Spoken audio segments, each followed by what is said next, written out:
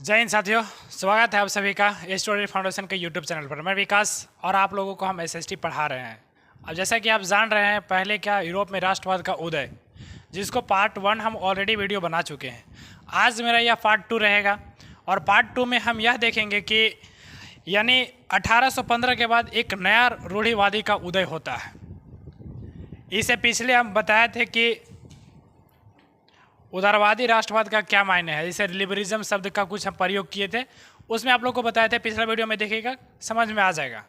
लेकिन रूढ़िवादी यहाँ भी आया है, इसलिए हम थोड़ा सा रूढ़िवादी शब्द को डिफाइन करते हैं कि रूढ़िवादी है क्या चीज़। ठीक है, रूढ़िवादी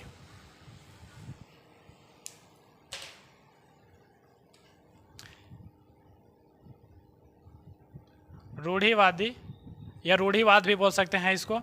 और एक होता है उदारवादी और एक होता है रेडिकल। इन सभी शब्दों का मतलब क्या चीज़ है, देखिए क्या होता है। आप लोग तो भी बुक पढ़ सकते हैं, आप लोग के पास भी बुक होता है और बुक पढ़ सकते हैं इसलिए, लेकिन कुछ कुछ ऐसे शब्द होते हैं जिनको समझने में कठिनाई होती है। इसका वजह से आप लोगों को क्लास लेना पड़ता है। यह भी जानते हैं, हम लोग भी अपने टाइम में पढ़ते थे तो हम लोग का इसी वजह से हम लोग को क्लास लेना पड़ता था। जैसे अब यहाँ पर आ गया रूढ़िवादी।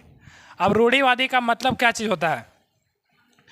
रूढ़िवादी का मतलब होता है जो परंपरागत यानी परंपरा जो है, जो पूरा रीति है, जिसको कस्टम बोलते हैं। ठीक है, जो परंपरा को फॉलो करता हो, जो परंपरा को फॉलो करता हो, जो परंपरा को मानता हो, जो परंपरा को मांगता हो। ठीक है। अब उदारवादी का मतलब क्या होता है? उदारवादी जो स्वतंत्र विचारों वाला होता है उसे उदारवादी कहते हैं।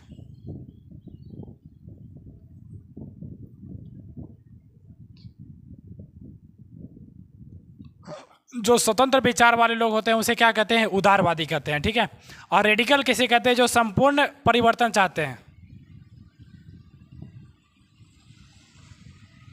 संपूर्ण परिवर्तन, यानी जो संपूर्ण परिवर्तन चाहते हैं उसे क्या कहते हैं? रेडिकल कहते हैं।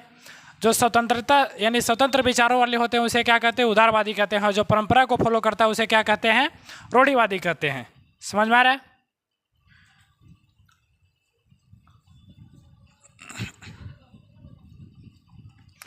अब हम यहाँ पर लिखे हैं कि 1815 के बाद नया रूढ़िवादी। अब 1815 के बाद ऐसा क्या होता है? तो 1815 में क्या होता है कि एक वाटरलू का युद्ध होता है। वाटरलू का युद्ध, वाटरलू लिख रहे हैं, वाटरलू, वाटरलू का युद्ध। वाटरलू का युद्ध होता है जिसमें नेपोलियन का हार होता है। किसका? नेपोलियन का।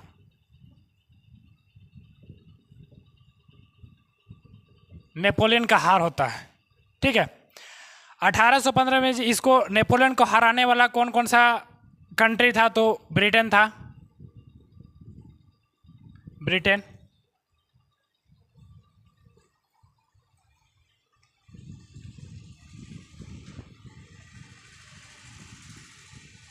रूस, ब्रिटेन, रूस, प्रसा और ऑस्ट्रिया।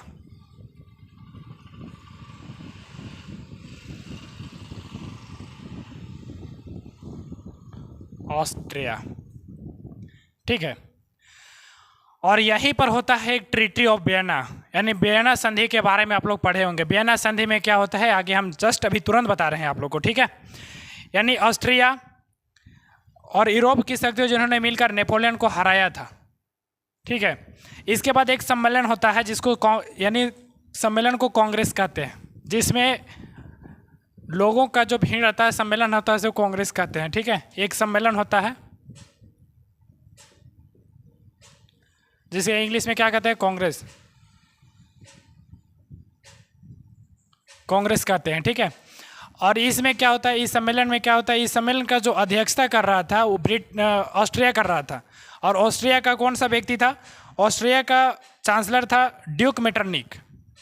जो ऑस्ट्रिया का चांसलर था वो ड्यूक मेटरनिक, यानी ऑस्ट्रिया कर रहा था।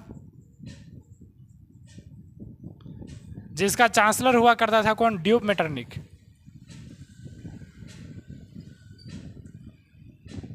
Metternich, Duke Metternich.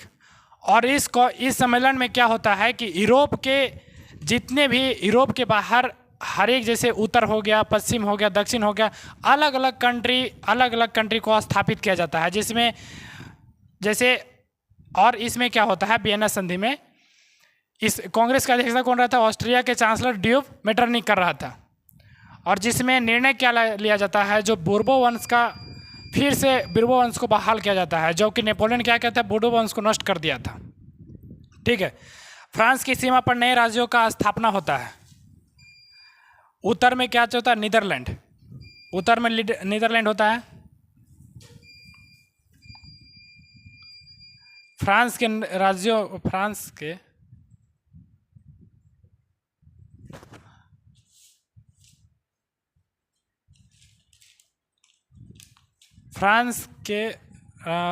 के सीमाओं पर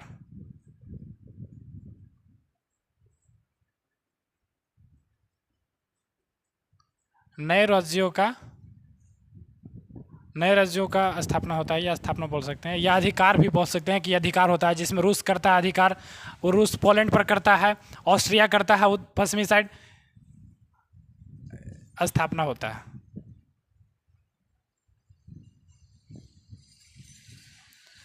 अभी जस्ट अगले स्लाइड में आप लोग देखेंगे कि कौन कौन सा कंट्री किस किस प्रदेश पर स्थापना करता है। अब देखिए, फ्रांस की सीमाओं पर नए राज्य का गठन किया गया। नए राज्य को अलग अलग, जो उस समय फ्रांस नेपोलियन को हराने का काम किए थे, जैसे ब्रिटेन हो गया, रूस हो गया, ऑस्ट्रिया हो गया, और ये सभी जितने भी कंट्री है वो हरा दिए थे। वो ऐसा क्यों किए फ्रांस के साथ?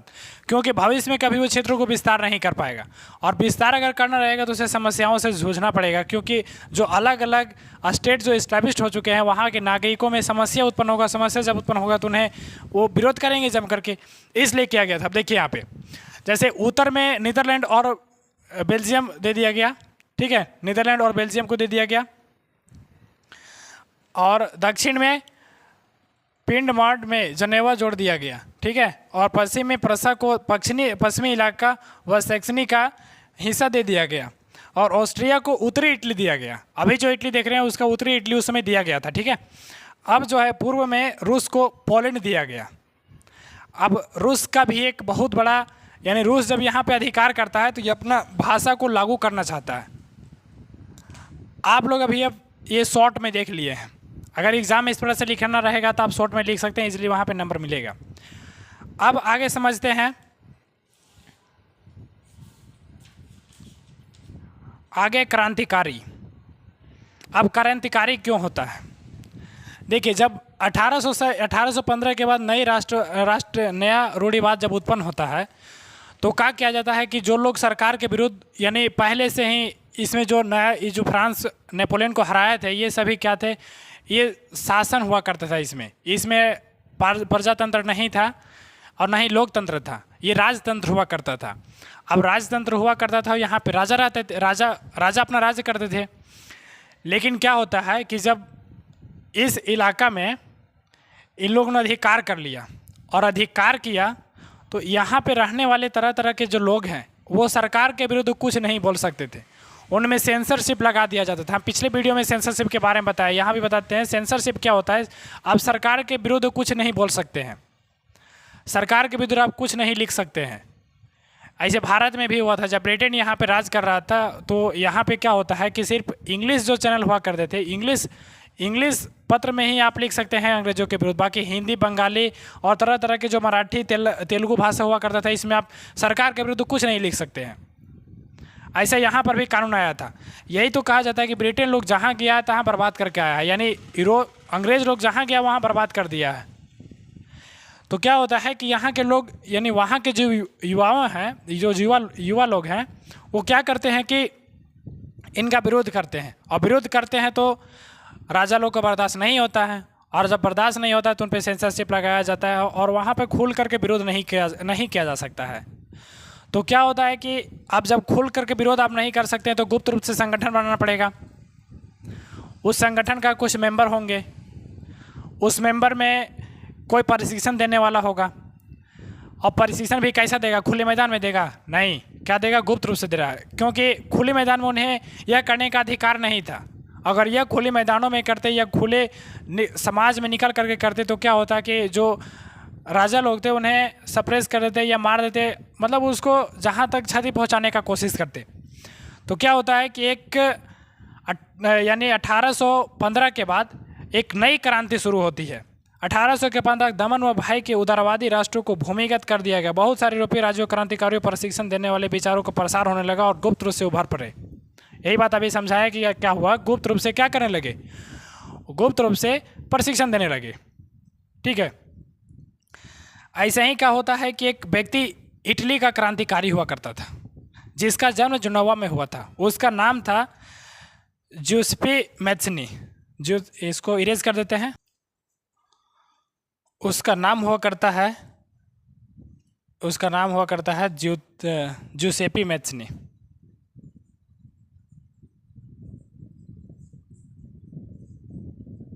मैत्सनी, इसका नाम तो भी ऐसा रहता है, बुझाता दवाई है ऐसा लगता है नाम में। ज्यूसेप्पे मैत्सनी है ना, मैत्सनी,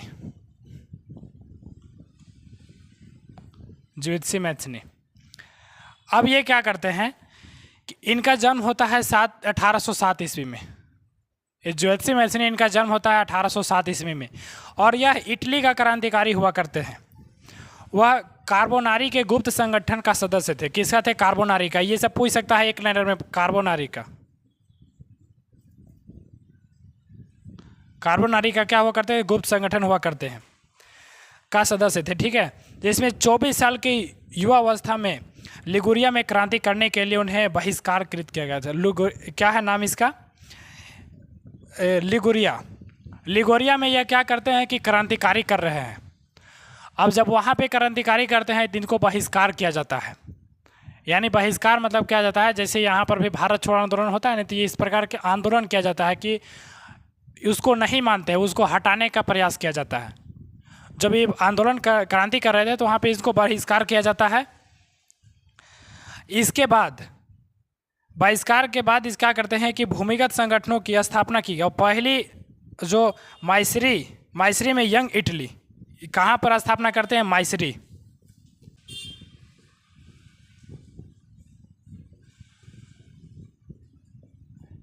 यंग इटली। और एक और करते हैं यंग यूरोप। क्या करते हैं? Young Europe.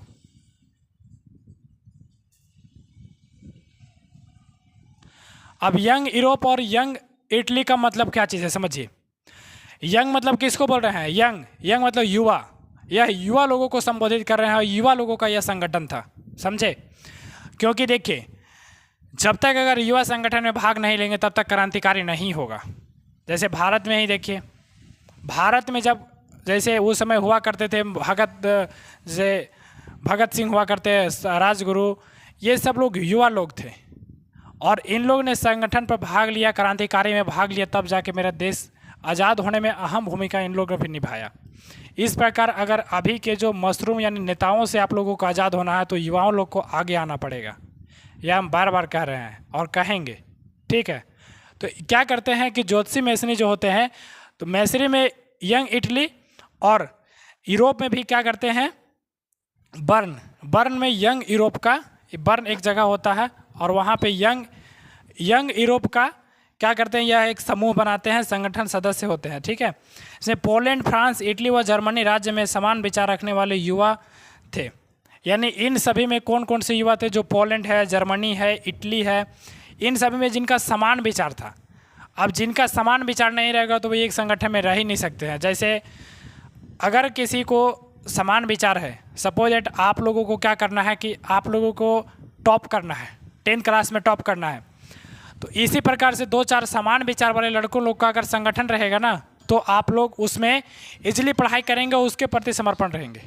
देखिए 1815 के बाद क्या होता है? 1815 के बाद क्रांति, अलग अलग क्रांति शुरू हो जाता है, जिसमें भी क्या है, ज्योतिषी मैसनी क्या होते हैं, या इटली से क्रांति स्टार्ट करते हैं। और जब इटली से यह क्रांति स्टार्ट करते हैं, इनका जन्म कहाँ पर होता है? इनका जन्म कहाँ हुआ था? जेनोवा में हुआ था इनका जन्म। जेनेवा में हुआ था इनका जन्म। कहाँ पर हुआ था? जेनेवा में हुआ था। जेनोवा में हुआ था। जेनेवा में हुआ था, यानी इनका जन्म कहाँ पर हुआ था? जेनेवा में। और यह कहाँ से क्रांति स्टार्ट करते हैं? तो यह जो क्रांति है इटली से स्टार्ट करते हैं, और वहाँ पर क्या करता है कि इनको बहिष्कार किया जाता है। और जब वहाँ पर इनको बहिष्कार किया जाता है तब यह चले जाते हैं कहाँ पर? यानी माइसरी में क्या यंग इटली का इन्होंने संगठन बनाया, और बर्न में यंग यूरोप का। अब यंग इटली और यंग यूरोप क्या चीज़ है? यंग मतलब ये किसको संबोधित कर रहा है? तो युवा लोगों का संबोधित कर रहा है, युवा लोगों का। और युवा में वो सभी युवा हैं जिनका विचारधारा एक है। अगर अलग अलग विचारधारा रहेगा तो एक वो गुट में नहीं रह सकेंगे, ठीक है। अगर किसी भी कोई गुट आप देखते हैं, जैसे आर्मी का ही ये क्या है? संगठन है। या कोई किसी भी संगठन को आप ले लीजिए, किसी भी अगल बगल को आप संगठन अगर देख रहे हैं तो उसमें उठाइए कि अगर जब तक एक सेम विचारधारा वाला नहीं लोग रहेंगे तो उसमें संगठन में नहीं रह पाएंगे। जिसमें धर्म भी अत्यंत महत्वपूर्ण भूमिका निभाता है, राष्ट्र भी अत्यंत महत्वपूर्ण भूमिका निभाता है, और क्या करता है उसका एक जो संकेत होता है, चिन्ह होता है, वो भी महत्वपूर्ण भूमिका निभाता है। तो इस प्रकार से मैसरी में क्या करते हैं? यंग इटली और बर्न में यंग यूरोप की स्थापना करते हैं। कौन? जियोसेपी मैथनी। इनका जन्म कब हुआ था? 1807 में हुआ था। कहाँ पर हुआ था? जेनेवा में। ये सब याद रखेंगे, एक नंबर में पूछ सकता है, समझे। और ये जो सदस्य है जिसमें पोलैंड, फ्रांस, इटली और जर्मन राज्यों में समान विचार रखने वाले युवा भाग लेते हैं, समझे। मैथनी का विश्वास था कि ईश्वर की मर्जी के अनुसार, यानी मैथनी जो चाहते थे कि ईश्वर का जब तक अगर मर्जी नहीं होगा तब तक देश, यानी जो राज्य है वो राष्ट्र राज्य में परिवर्तन नहीं होगा। जो देश है वो राष्ट्र राज्य में परिवर्तन, राष्ट्र में परिवर्तन नहीं होगा, समझे। इस गुप्त मॉडल के देखा देखी जर्मनी, फ्रांस, स्विट्जरलैंड और पोलैंड में गुप्त संगठन कायम किए गए। मैथनी द्वारा राजतंत्र का घोर विरोध करके प्रजातंत्री संगठन बनाने के स्वप्न को मैथनी ने रूढ़िवादियों को हरा दिया। यानी जो मैथनी का स्वप्न था कि हम राजतंत्र को हटाकर जनतंत्र या लोकतंत्र स्थापित कर दें, यह क्या था? उदारवादियों पर भारी पड़ा, समझे। और यानी जो उदारवादी हम बताए थे, जो पहले के जो परंपरा को मानते हैं, राइट। जिसको मेटरनिक ने कहा था कि हमारी सामाजिक व्यवस्था का सबसे खतरनाक दुश्मन है। किसको? आप इसको याद रखेंगे, मेटरनिक ने कहा था मैथनी को, यह सामाजिक व्यवस्था का सबसे खतरनाक क्या है? दुश्मन है, समझे। तो इस प्रकार से क्रांतिकारी होता है स्टार्ट। अब हम स्टार्ट करेंगे क्रांतिकारी का युग 1830 से 1848 के बीच। अगला हेडिंग क्या रहेगा?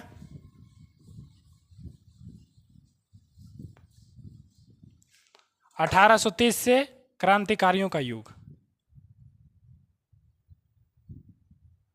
क्रांतियों का युग।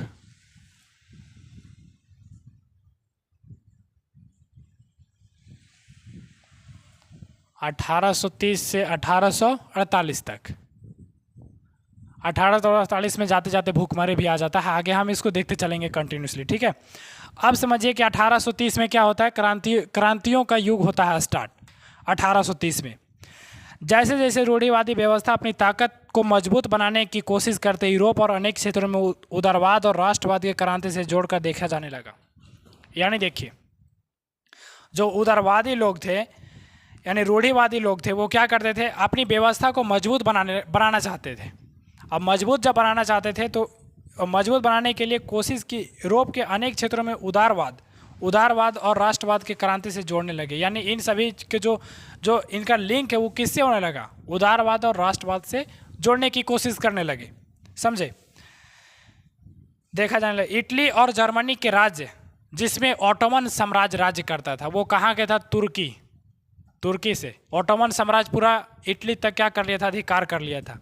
जब ऑटोमन साम्राज्य क्या करता है? अधिकार करता है, तो जितने भी यूरोप के कंट्री हैं तो वहाँ से भागना स्टार्ट करते हैं, और भागना स्टार्ट करते हैं तो भारत में आते हैं। और कहा जाता है कि भारत में वास्को डी गामा भारत का खोज किया था। अरे वास्को डी गामा का जिसमें बाप दादा नहीं था तब से भारत था, समझे। तो वास्को डी गामा भारत का खोज नहीं किया, यह 100% गलत है, समझे। तो आपसे अगर कोई ऐसा क्वेश्चन पूछता है कि वास्को डी गामा भारत का खोज किया था, तो वो जहाँ तक गलत है, मतलब 100% वो गलत है, समझे।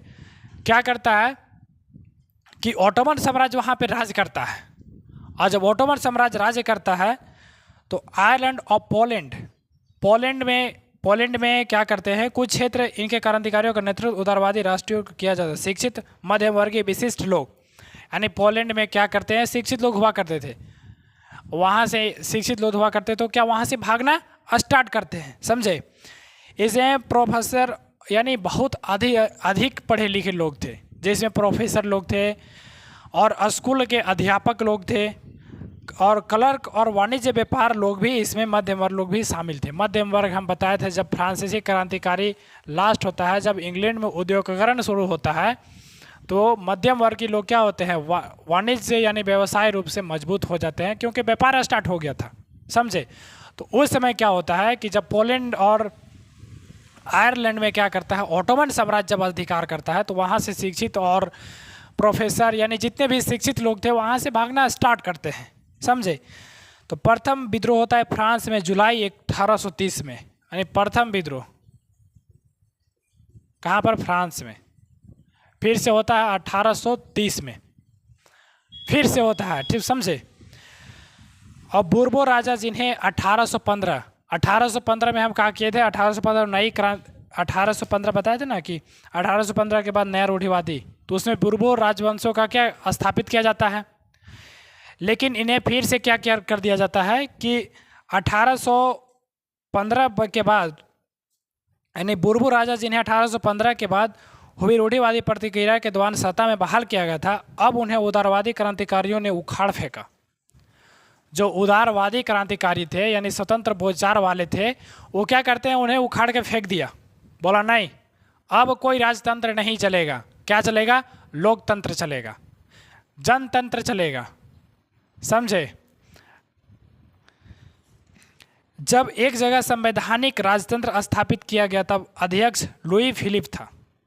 जब संवैधानिक राजतंत्र, देखिए क्या होता है कि जब बूर्बो राजवंश को खत्म किया जाता है ना, तो संवैधानिक राजतंत्र लाया जाता है। राजतंत्र में क्या होता है, जैसे देखिए, राजतंत्र, गणतंत्र और लोकतंत्र, जनतंत्र। लोकतंत्र जनतंत्र सब एक ही है, लेकिन गणतंत्र क्या है कि राजा रहेंगे लेकिन राजा का कोई अधिकार नहीं होगा। वहाँ के जो चीफ यानी होंगे, यानी जो मुख्य जैसे राजा होंगे वो वंशानुगति होंगे, नहीं जो प्रधानमंत्री आएंगे वो चुन करके आएंगे, समझे। अध्यक्ष उसमें जब राजतंत्र वहाँ पे स्थापित किया गया था, उसका अध्यक्ष कौन था, तो लुई फिलिप थे। लुई फिलिप, इसको याद रखेंगे आप लोग।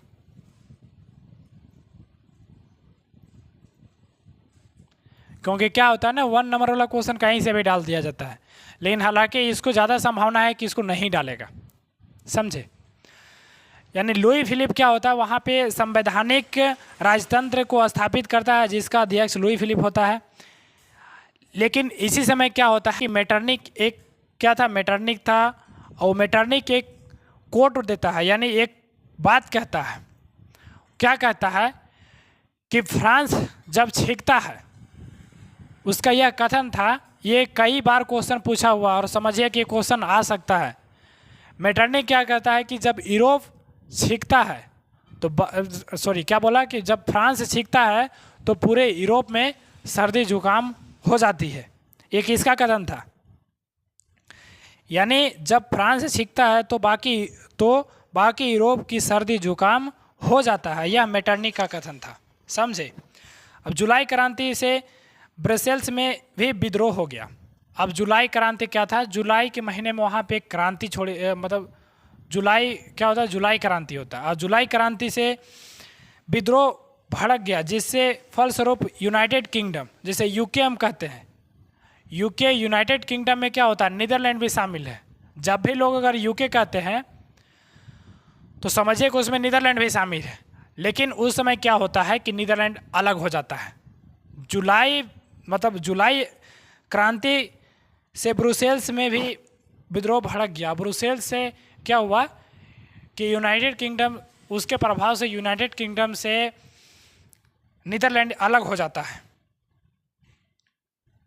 समझे।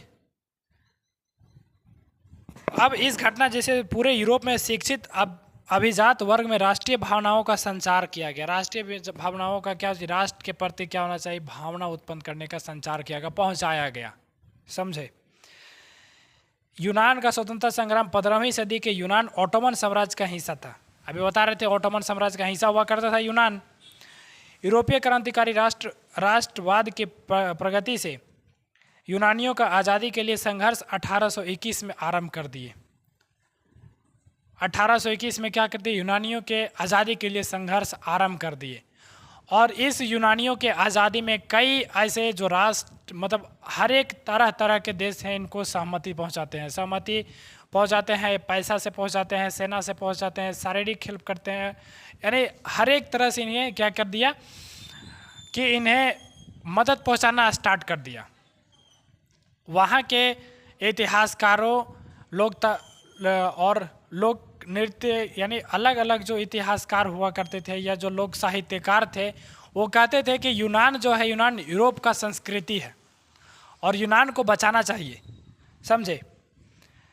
कलाकारों ने यूनान को यूरोपीय सभ्यता का यानी पालना बताया है। बोला है कि यूरोप जो है, मतलब जो यूनान है, यूरोपीय सभ्यता को यही पालता है। प्रशंसा की। और एक मुस्लिम साम्राज्य के विरुद्ध यूनान के संघर्ष के लिए जनमत जुटाया गया। जनमत क्या होता है कि जब वहाँ के समान विचारधारा वाले लोग को से, कई बार होता है कि पहले क्या पाकिस्तान बोलता है कि पाकिस्तान मतलब जम्मू कश्मीर में जनमत संग्रह करा लिया जाए, लेकिन हम लोग उसमें पीछे हो जाते हैं। कारण क्या है कि हमारे लोग अभी वहाँ पर मतलब सही तरीके, मतलब अधिक जो भारत को चाहने वाले लोग, अधिक लोग वहाँ पे नहीं हैं। वहाँ पे क्या है, जो पाकिस्तान को चाहते हैं वो लोग हैं, और जनमत संग्रह होगा तो ऑब्वियसली उन लोग पाकिस्तान को चाहेंगे। तो जनमत संग्रह क्या होता है कि एक समान विचारधारा वाले लोग जो किसी एक विशेष अधिक क्षेत्र को क्या करता हो, संरक्षित करता हो या सपोर्ट करता हो। समझे। यूनान संघर्ष के लिए जुटाया गया। अंग्रेज कवि लॉर्ड बायरन याद रखिए, लॉर्ड ससुरा ये सब लगाता है फालतू में। लॉर्ड हम लोग यहाँ गॉड बोलते हैं, भगवान को लॉर्ड लगाता है, इसको लॉर्ड क्या बोले, डैड बोलिए बायरन, क्या बोलेंगे, बायरन। धन इकट्ठा किया और बाद में युद्ध लड़ने में भी गए। ये क्या था, ये कवि था। और ये कवि क्या करता है कि धन इकट्ठा करता है और बाद में युद्ध भी लड़ने जाता है।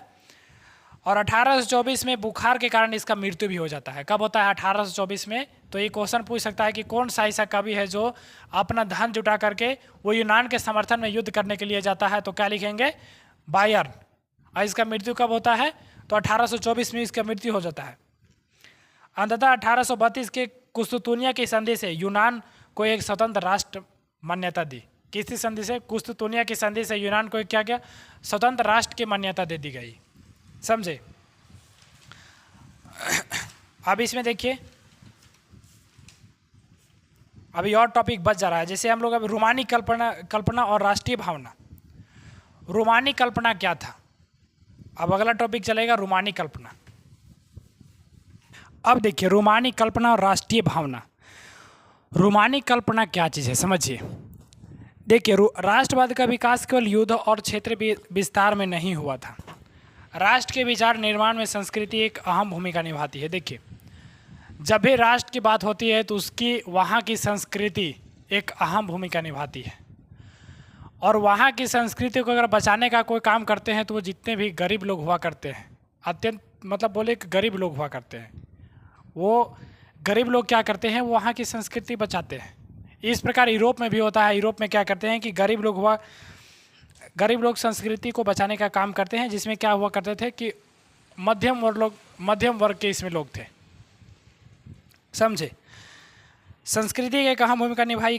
कला, काव्य कला, कहानियाँ, किस्से और संगीत राष्ट्रवादी भावनाओं को गढ़ने में करने में सहयोग दिया।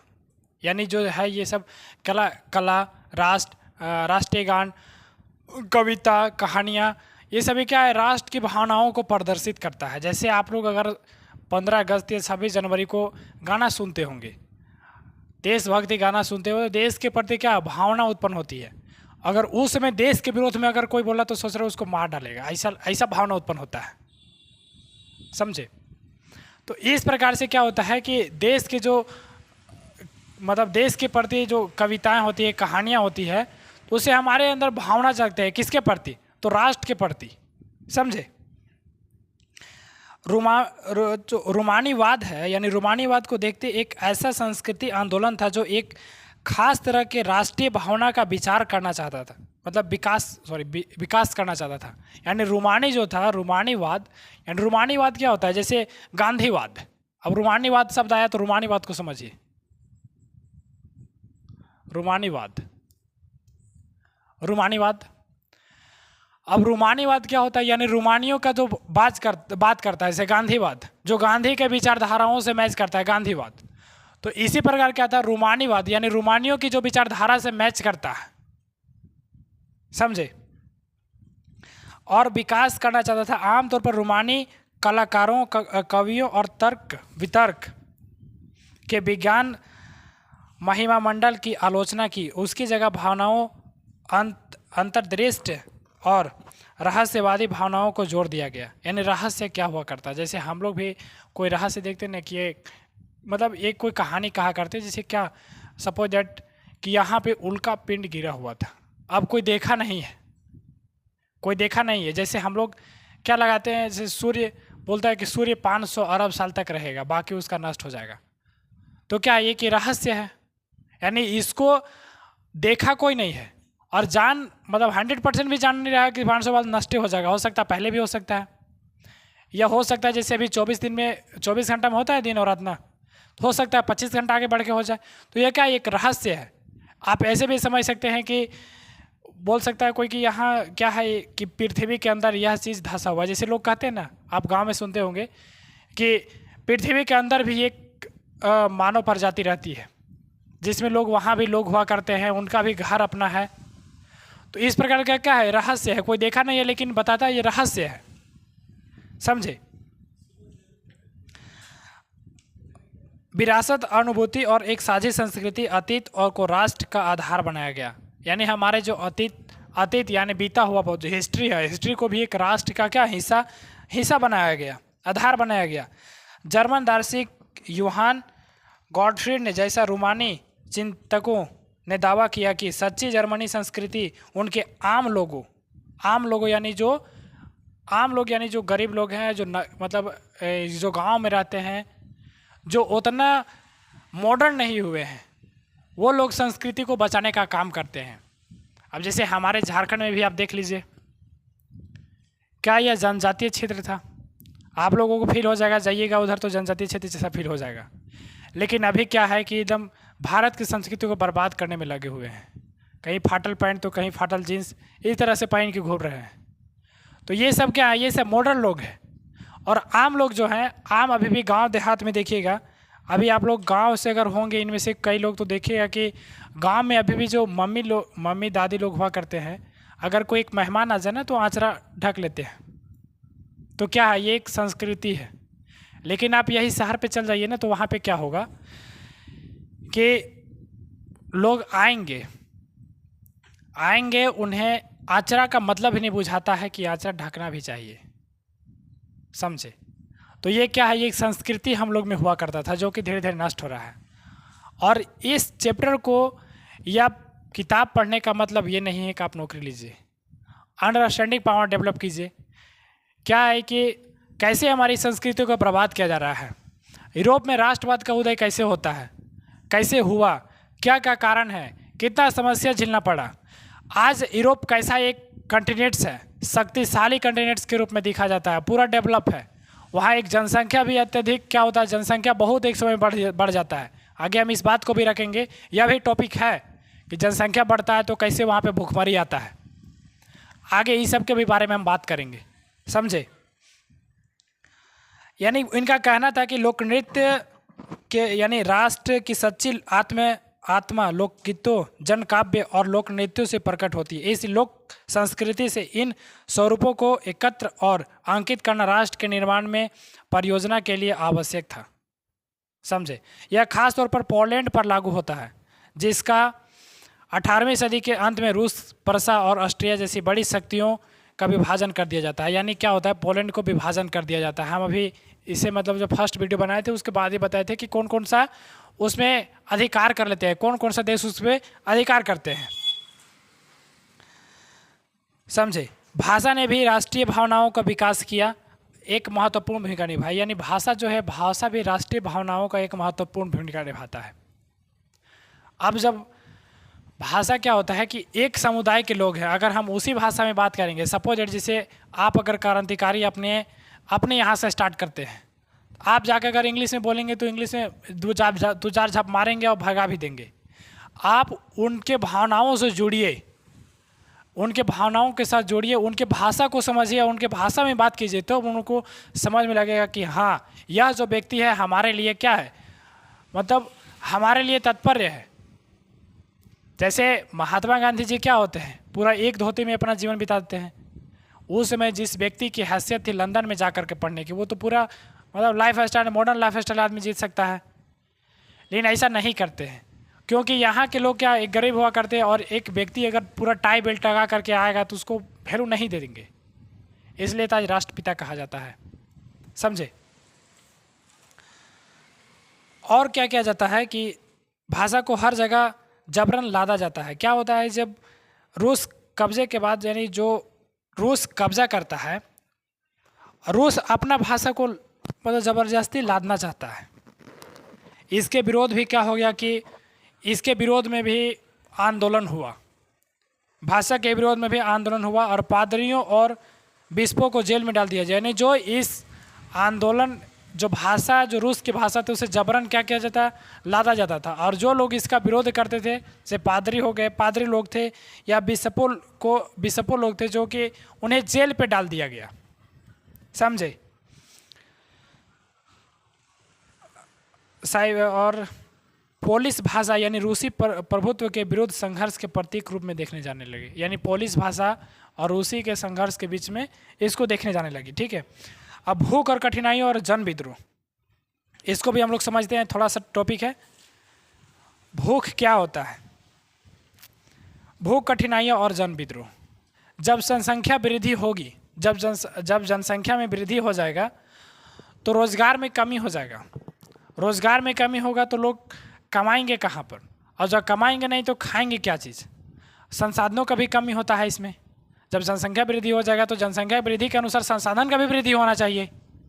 समझे। तो 1830 के दशक में यूरोप में भारी कठिनाइयाँ लेकर आया। 19वीं सदी के प्रथम भाग में यूरोप पूरे जनसंख्या में ज़बरदस्त वृद्धि हुई। यानी 19वीं सदी में क्या होता है कि यूरोप की जनसंख्या में बहुत ज़बरदस्त वृद्धि होती है। आज देखिए जनसंख्या कंट्रोल में है।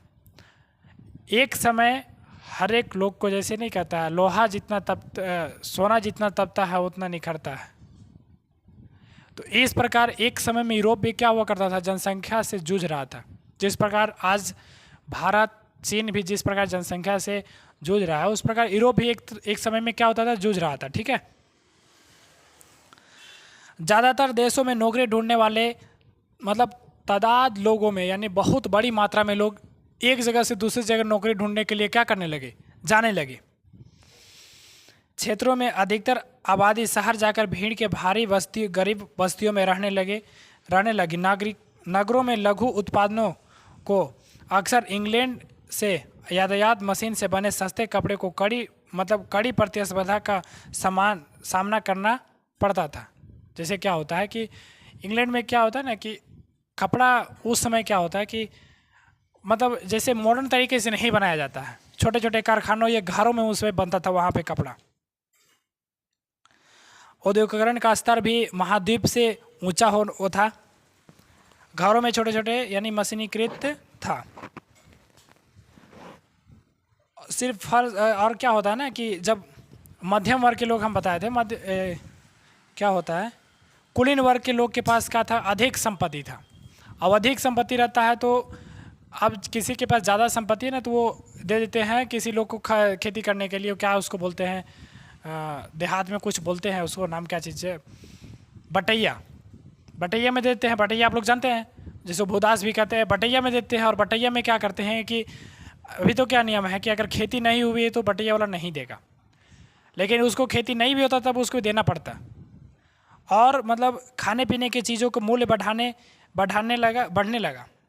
यह फसल खराब होने के शहर और गांवों में व्यापक गरीबी फैलने लगी। शहरों में भी गरीबी फैलने लगी और गाँव में भी गरीबी फैलने लगी।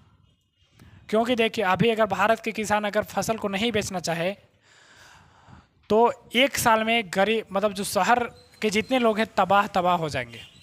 इस प्रकार से होने लगा, समझे। 1848 एक ऐसा ही वर्ष था, खाने पीने की कमी और व्यापार रोजगारों से पेरिस के लोग सड़कों पर उतर आए थे, ठीक है। और लुई फिलिप जो भागने पर मजबूर किया गया। लुई फिलिप कौन था समझिए। लुई फिलिप का होता है कि एक लुई पेरिस का राजतंत्र यानी वहाँ का राजा हुआ करता था लुई फिलिप। अब जब वहाँ पे गरीबी होती है, खाने पीने का नहीं था, तो उसको लोग सड़कों पर उतर आए और उसके विरुद्ध सड़कों पर उतर आए और सड़कों पर उतर आए तो उसके घरों में घुस गए और घरों में घुस गए जितने भी फॉर्च्यूनर के सामान था, शीशा उसा सब फोड़ फाड़ डाले। तो लुई फिलिप क्या होता है कि अपना घर से निकाल के भाग जाता है। और जब भागता है, अगर कोई व्यक्ति खराब रहेगा ना तो उसको एक गांव से दूसरे गांव में जाएगा तो उसको वहाँ भी लोग नहीं रहने देता है। तो लुई फिलिप के पास गया था, पैसा था, पावर था, शक्ति था, तो उस सेना को बुलाया और सेना के साथ फिर अपना राजभवन में आया और फिर आने लगा, समझे। तो अब हम देखिए नेक्स्ट क्लास में करते हैं। क्लास हम सोचे थे कि आज ख़त्म कर देंगे लेकिन नहीं हो पाई। हम नेक्स्ट क्लास में पूरे चैप्टर को ख़त्म कर देंगे, समझे। अब उदारवादियों की क्रांति को हम नेक्स्ट क्लास में पढ़ते हैं और जितने भी इसमें टॉपिक हुआ करता है, जैसे जर्मनी में जर्मन और इटली का निर्माण कैसे होता है, इन सभी जो टॉपिक बाकी रह गए हैं उसको नेक्स्ट क्लास में हम ख़त्म कर देंगे। तो मिलते हैं नेक्स्ट क्लास में, तब तक के लिए बाय, जय हिंद और पढ़ते रहिए। राधे राधे, जय श्री कृष्ण।